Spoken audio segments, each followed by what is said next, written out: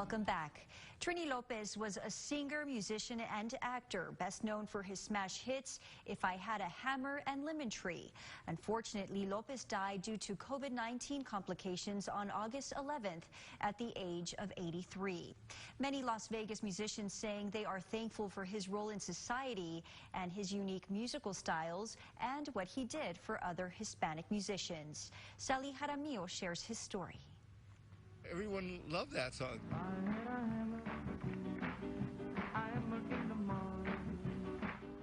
Rick Chavez is a musician who has lived in Las Vegas for 25 years. He vividly remembers the legend, Trini Lopez. He was big in the 60s.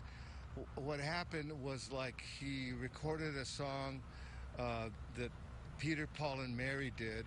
It was an old 1940s song. It was called If I Had a Hammer. And unlike many, Trini had a style one will always remember. He had a unique way of strumming, kind of like where he hit it. Trini did it in more of a rock style. And that was kind of like the beginning of what that was called folk rock. If I had a hammer in the morning. Musician Rick Arroyo moved to Las Vegas in 1995 and says in the 60s you would hear a lot of different styles of music, but not a whole lot of transitions like that. That's a nice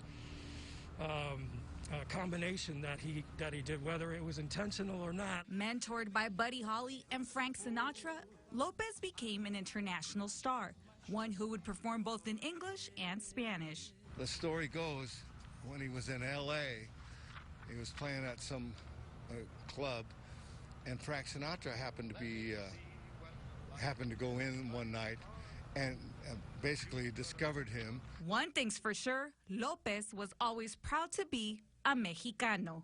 He was in the movie The Dirty Dozen, so watching him on TV as well, which is kind of cool. It's like, oh yeah, Trini. Aside from that, Gibson Guitar Corporation commissioned a signature piece, the Trini Lopez guitar. A couple of years later, they did another signature one, but it was more of a solid, more like a rock version of it. Today, many stars like Dave Grohl of Foo Fighters and Noel Gallagher of Oasis carry those collector items.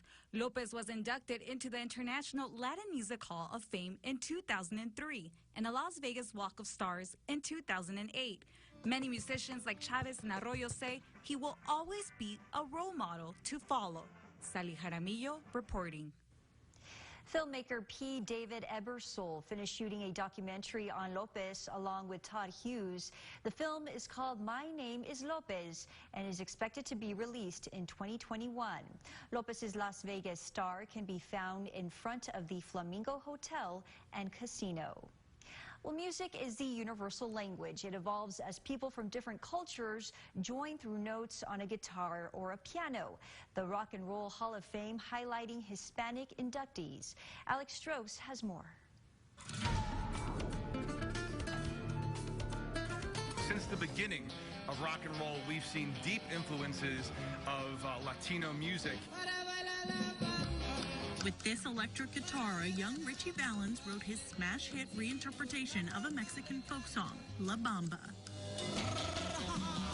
By introducing Spanish lyrics into a rock and roll song, even that in alone in 1958 hadn't been done before. So that was groundbreaking, that was innovative. His contributions join those of other artists of Hispanic heritage who have their names etched in gold on the Rock and Roll Hall of Fame inductee wall. Vinny Lopez, a.k.a. Mad Dog of Bruce Springsteen's E Street Band. Everybody from Greg Errico of Sly and the Family Stone. Robert Trujillo of Metallica and Linda Ronstadt, among others. En la noche silenciosa. That last name may come as a surprise to some. Mariachi, my family are Mexican, and that is my roots. From her grandfather and previous generations, and recorded an entire album, kind of celebrating her roots. Precious artifacts help tell these inductees' stories, like Trujillo's bass guitar, the satin vest worn by Errico, and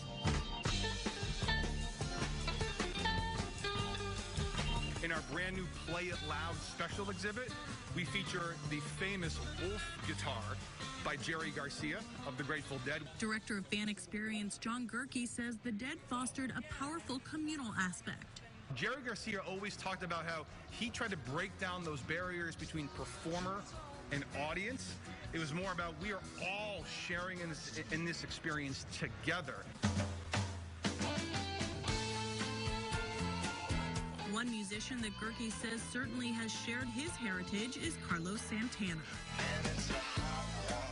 These collaborations, it's doing what we see in music today. It's introducing his music to the fan bases of these other artists and vice versa.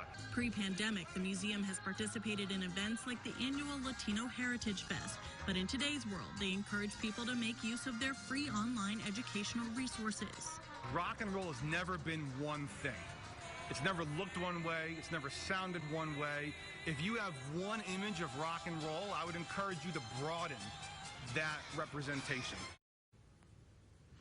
Ahead, a program meant to help Latinos navigate higher education. Café con leche and academics, a great mix. And later, Dia de los Muertos, honoring those who have left us, now more significant in the time of COVID.